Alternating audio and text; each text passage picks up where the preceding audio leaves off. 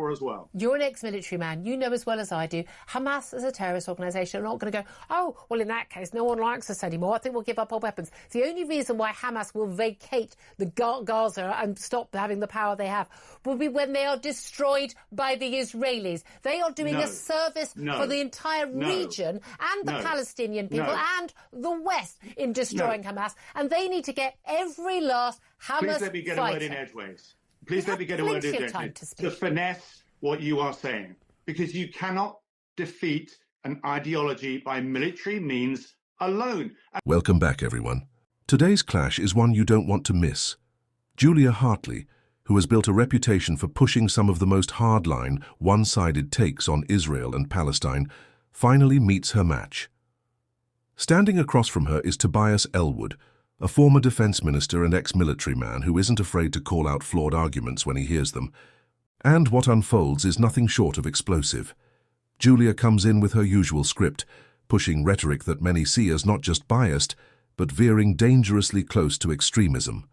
She's done it before, again and again, hammering the same talking points without ever acknowledging the wider reality. But this time, she's up against someone who won't let her off easy. Ellwood doesn't just challenge her. He dismantles her claims piece by piece, exposing how shaky her reasoning really is. For once, Julia can't just bulldoze the conversation. She's forced to confront a perspective rooted in experience, strategy, and reality. Before we dive into the full story, comment where you're watching from. And don't forget to like and subscribe so you don't miss the next one. Now let's take a look at how this all went down. The question for us and the international community is to say, is the current strategy taking us to that two-state solution, which you, I think, started off by saying, yes, you want to see? No, I don't know. No, I'm not entirely sure a two-state solution is even an option. The two-state solution has been offered again and again. It has been rejected every single time. The bodies that actually represent the Palestinian people or claim to, none of them actually support a two-state solution. What they want is a one-state solution, and that one state is annihilating Israel and taking Israel's land. That's not an option. Look where that takes us. Well, I know. Your view is not the position of the British government, indeed is not the view of even the Americans. But good luck with that. The official position has been for many, many years, but we've not got there. And as I say, that that window is closing of a two-state solution. And it's closing for a number of reasons. But one of them, I have to say, is down to Prime Minister Netanyahu himself, that does not want to pursue this because he realizes, for many reasons which are actual personal, that more war suits him. Now, I simply say, for the moment, Hamas is actually on the back foot.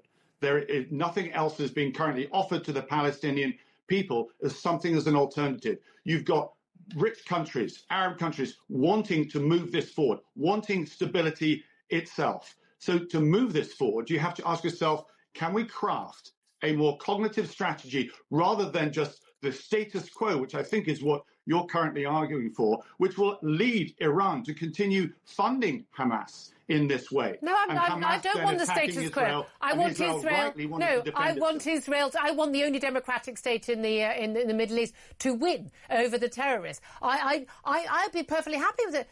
It's not my land. I'd be perfectly happy if they could negotiate a two-state solution. But I think it's and I accept your point that Netanyahu wants to stay in power. War suits him in terms of his own political situation and the corruption charges. I'm glad you said that because it's important to say. I'm not a mouthpiece for the Israeli government. I never have been. However, Netanyahu is someone who's also, like every young Israeli in their youth, fought in the military, and he understands the reality that if you do set up a Palestinian state on Israel's border, a Palestinian state that is committed to the annihilation of Israel, is not in Israel's interest. And we wouldn't agree, if we were in the same circumstance, we would be insane to agree to that as well. When you say we should offer an alternative to the people of Gaza. You're putting a false argument down, I'm afraid, which is the fact that somehow we are assuming that because this discussion of a two-state solution has come up,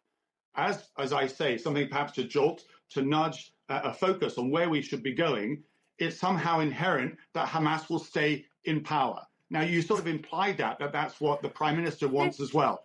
I absolutely distanced myself from the very start. When we had the debate in Parliament, I was one of the very first that said actions on the 7th of October remove Hamas's any right. They never had a right to be in power. I mean, again, that wasn't the first act of terrorism they'd carried out. No, but you yourself said that they were elected into power.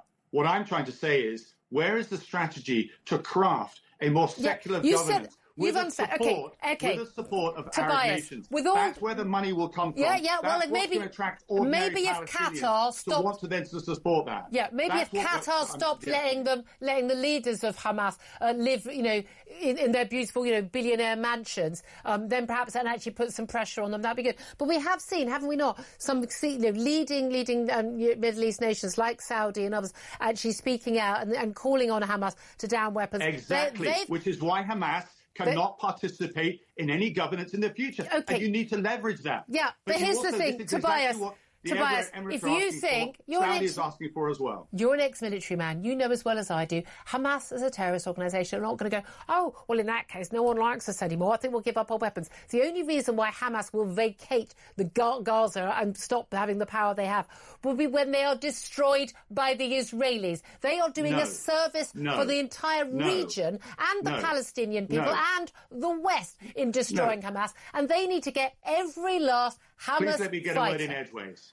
Please let me get a word in edgeways to finesse what you are saying, because you cannot defeat an ideology by military means alone. And until we figure that out, then all the bombs that drop on Gaza, causing it to be absolutely destroyed, will not defeat Why did we fight ISIS? Why did we fight ISIS? Why did we bother? Why didn't we just leave them? No, you're missing my point. I'm not missing your point. My point is that you need a political strategy. Did we not learn anything in Northern Ireland or Afghanistan or indeed with Hezbollah? When were they created? Decades ago, after Israel invaded Lebanon, and they still exist today. Do you know why? Do you know why we have peace in Northern Ireland, Tobias? We have peace in Northern Ireland because the Americans stopped funding the IRA. You're making my case for me. A political solution, which meant that the IRA became unpopular because the people of Northern Ireland wanted peace. The people of Northern Ireland have not been radicalised in the same way the people of Gaza have been radicalised. The insurgency will continue unless the majority of people say, I don't want to support it. And that's the same the world over when you're dealing with an ideology. And at the moment, this is, I hope we can agree on, this is what Netanyahu has no interest in doing whatsoever. No, I think Netanyahu, he's got his own personal interests. I completely accept all of those. I've made that point. However, the Israeli government as a whole has an interest in protecting the Israeli people, the state of Israel. They're in an existential battle, and Hamas need to be destroyed. And any government policy that doesn't involve not just the ousting of Hamas, but the just complete destruction of Hamas, isn't paying attention to the real world. So what you and I are actually saying is actually not too far apart. I think it is. The difference is that, well, if I can finish my sentence, the difference is to do with the political approach, the strategy that then yields, that it takes advantage of your military successes on the battlefield and takes it a step forward. And the concern I have is when you may not argue, but many people have, including all sides in Parliament, that we want a two-state solution. The window for a two-state solution is closing. It's closing because of what's going on with illegal settlements in the West Bank, and it's closing because of what's happening in Gaza at the moment. And if we are serious about a two-state solution, which you've now declared that you're not interested in, then that's what we need to rekindle, a sense of purpose as to where all this leads. And at the moment, I do not see a strategy in relation to what you want to do, which is the status quo. That will lead to Tobias, you're completely mischaracterising what I've said. I'm all in favour of a two-state solution. Two-state solution? No, I didn't. I've said no. I'm perfectly in favour of there being a two-state solution. Okay. Forgive me, that's what I understood. If the Palestinian authorities, anyone who's involved in claiming authority over the Palestinian people and likely to claim authority over a Palestinian state such as it could ever exist, I don't think it'll happen in my lifetime. If they renounce the... And then Julia takes it to a whole new level. She actually argues that Israel is doing a service for the region, and she frames that service as destroying the Palestinian people. Just think about that for a second. The rhetoric here is so extreme, so detached from humanity, that she doesn't even bother separating Hamas from ordinary civilians. To her, it's all one blurred line. Not once in this entire exchange does Julia pause to condemn the mass civilian deaths, which have now reached staggering numbers. Nearly 100,000 lives lost, families shattered, homes reduced to rubble, and yet she treats it like an afterthought, as if it doesn't even register. Instead, she doubles down, painting it as some kind of favor to the world. That's not analysis, that's propaganda. And it's not just the words, it's the repetition. Over and over, she circles back to the same talking points: Hamas, Israel, ISIS, terrorists, like a broken record, stuck on the same scratch, repeating itself until it becomes noise, no nuance, no acknowledgement of suffering, just slogans packaged as arguments. Now, Tobias Ellwood isn't perfect. I don't agree with everything he said either. But credit where it's due, at least he understands that you cannot bomb your way out of an ideology. Military power alone will never solve this.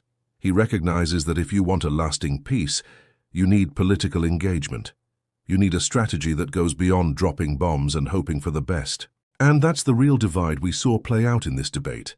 One side shouting the same tired lines, the other at least trying to wrestle with the bigger picture. Until next time, this has been The Whip Line. Thanks for tuning in.